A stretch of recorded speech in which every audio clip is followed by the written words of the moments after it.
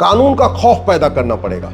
जैसे कोरोना का खौफ था ना, कोई आदमी गलत काम नहीं करता था, वैसे ही आपको कोरोना जैसा खतरनाक कानून बनाना पड़ेगा कि खौफ इतना पैदा हो जाए, घुसपैठी अपने आप भारत में छोड़ के भाग जाए। दिल्ली में घुसपैठ के खिलाफ बहुत बड़ा अभियान शुरू किया गया है। आज के अखबार में यह खबर निकली भी है कि दिल्ली में अब 15 डिटेंशन सेंटर बनेंगे। अभी तक दिल्ली में एक डिटेंशन सेंटर था, अब 15 डिटेंशन सेंटर बनेंगे। बहुत प्रयास करने के बाद पुलिस 1000 घुसपैठियों को वापस भेज पाई है, जबकि दिल्ली में लगभग 20 लाख पाकिस्तानी, अफगानिस्तानी, रोहिंग्या, बांग्लादेशी रहते हैं 20 लाख के आसपास, और भेजे गए हैं लगभग 1000। तो कहते हैं ऊंट के मुंह में जीरा। सवाल यह है, ये घुसपैठिए यहां पे दिल्ली में आराम से रह क्यों रहे हैं? उनके मन में खौफ क्यों नहीं पैदा हो रहा है? खौफ इसलिए नहीं पैदा हो रहा है क्योंकि घुसपैठियों के खिलाफ हमारा जो कानून है वो 1946 का फॉरेनर एक्ट है, जो सड़ा हुआ कानून है, महाघटिया कानून है, जिसको अभी तो बदला तो गया है, लेकिन अभी भी इतना खौफ पैदा करने वाला कानून नहीं बना है। दिल्ली में घुसपैठिए इसलिए रहते हैं क्योंकि भारतीय न्याय संहिता में घुसपैठ पे एक चैप्टर नहीं है। घुसपैठ हमारी राष्ट्र की सुरक्षा के लिए खतरा है, हमारी एकता अखंडता के लिए खतरा है, अपराध बढ़ रहा है, डेमोग्राफी बदल रही है, हमारे हिस्से का रोटी कपड़ा मकान घुसपैठिए ले रहे हैं। इसके बावजूद भारतीय न्याय संहिता में एक चैप्टर नहीं है घुसपैठ के ऊपर। इसलिए सबसे पहले जरूरत यह है कि भारतीय न्याय संहिता को बदला जाए, इसमें एक ऑफेंस रिलेटिंग टू इनफिल्ट्रेशन एक चैप्टर नया डाला जाए। एक एक को ढूंढ ढूंढ के पकड़ेंगे, बहुत मुश्किल हो जाएगी, पुलिस परेशान हो जाएगी। 20 लाख घुसपैठिए हैं, इनको ढूंढना बहुत कठिन है, और अगर ढूंढ भी लिया तो 20 लाख घुसपैठियों को रखेंगे कहां पे? कहां से इतने डिटेंशन सेंटर आएंगे? अभी हम 15 डिटेंशन सेंटर बना रहे हैं। अगर 1,000 भी हमने घुसपैठिए रख दिए तो मैक्सिमम 15,000 रख सकते हैं। रहते हैं दिल्ली में 20 लाख के आसपास। इसलिए उनको ये डिटेंशन सेंटर में रख के और फिर उनको वापस भेजना, ये अच्छा है, स्वागत योग्य है, लेकिन ये पर्याप्त नहीं है।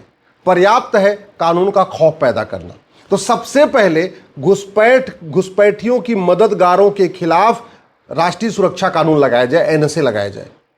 मैं माननीय गृह मंत्री से निवेदन कर रहा हूं, आप देश के सभी डीजीपी को लिखिए, सभी पुलिस कमिश्नर को लिखिए, सभी चीफ सेक्रेटरीज को लिखिए कि घुसपैठ राष्ट्र की सुरक्षा के लिए खतरा है, इसलिए घुसपैठियों और उनके मददगारों पे एनएसए लगाइए। घुसपैठ हमारी देश की एकता अखंडता के लिए खतरा है, इसलिए घुसपैठियों के मददगारों पे यूएपीए लगाइए। घुसपैठिए सच बोलेंगे नहीं, घुसपैठियों के खिलाफ कोई गवाही देने आएगा नहीं, घुसपैठियों के मददगार इसीलिए छूट जाते हैं। इसलिए सबसे ज्यादा जरूरी है घुसपैठियों का पहले narco polygraph brain mapping test किया जाए।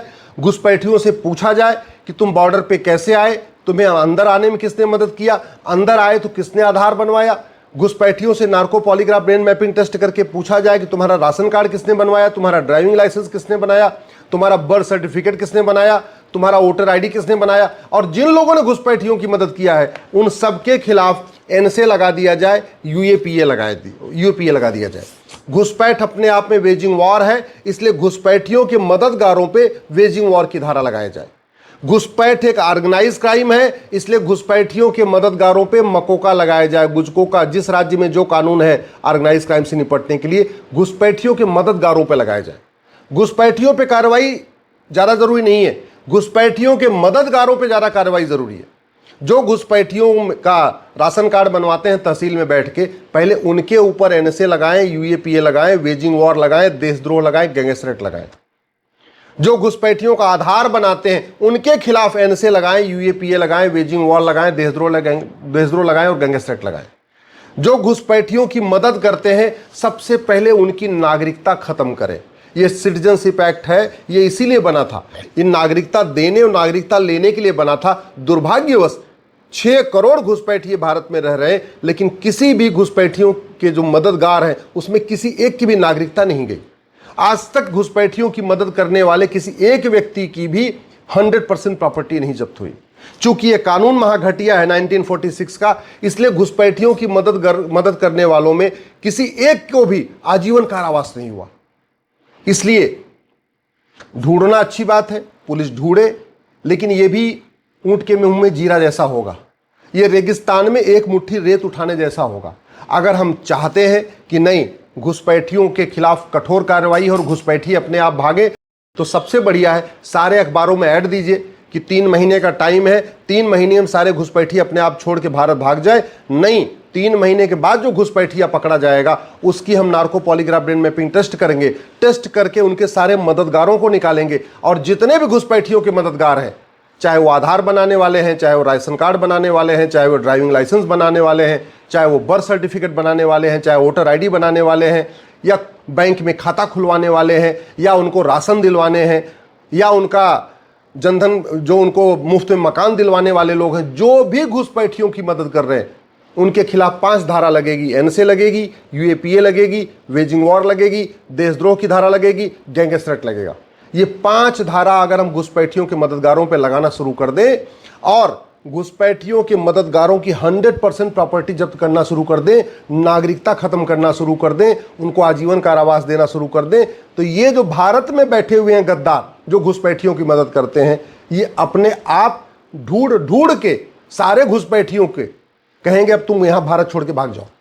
वो घुसपैठिए भारत में इसलिए बैठे हुए हैं, उनको पता है उनको पैसा आ रहा है, हाई कोर्ट में उनके लिए वकील खड़े हो जाएंगे। उनको पता है सुप्रीम कोर्ट में उनके लिए बड़े बड़े वकील खड़े हो जाएंगे। तो ये जो सुप्रीम कोर्ट में भूतपूर्व कानून मंत्री, भूतपूर्व विदेश मंत्री, भूतपूर्व वित्त मंत्री, भूतपूर्व संचार मंत्री आके खड़े हो जाते हैं, उनका इलाज करना पड़ेगा। उनका इलाज क्या है? उनकी फंडिंग बंद हो जाएगी घुसपैठियों की, तो अपने आप वो मदद करना नहीं छोड़ देंगे।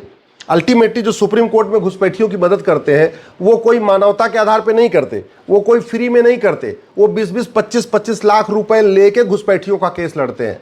तो फंडिंग बंद हो जाए तो उनकी मदद बंद हो जाएगी। अब फंडिंग बंद करने का तरीका क्या है? सबसे पहले एफसीआरए कानून को खत्म किया जाए।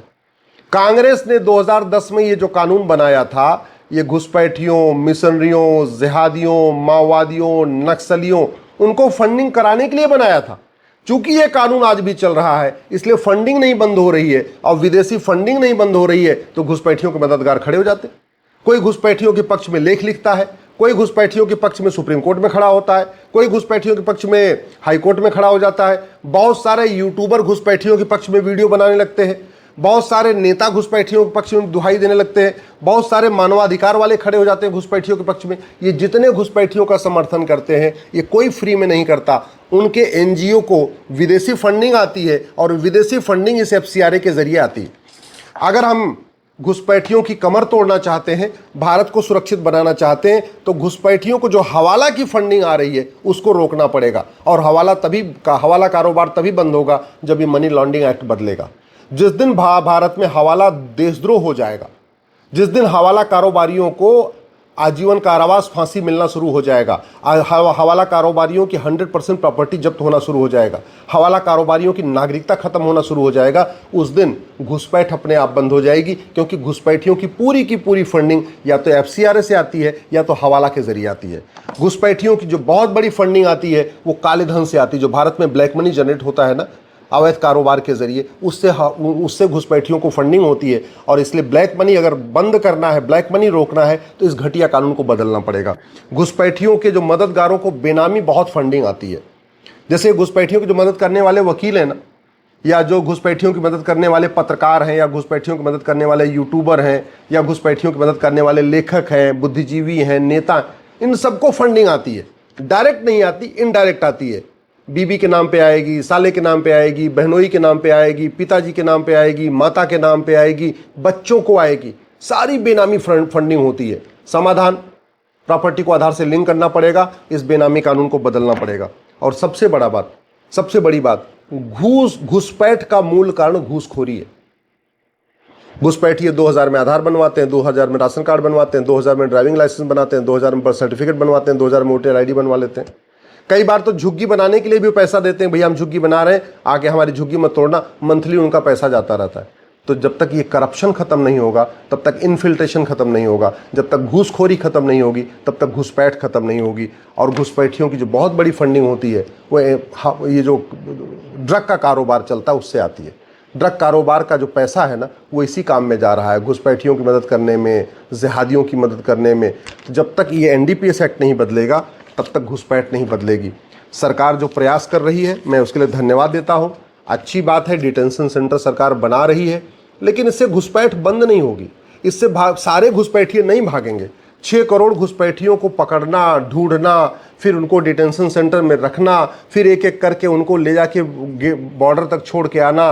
पता चला एक पुलिस वाला जाएगा 10 घुसपैठियों को लेके, पुलिस वाला इधर, घुसपैठिया वापस आ जाएगा। ये काम नहीं, कानून का खौफ पैदा करना पड़ेगा।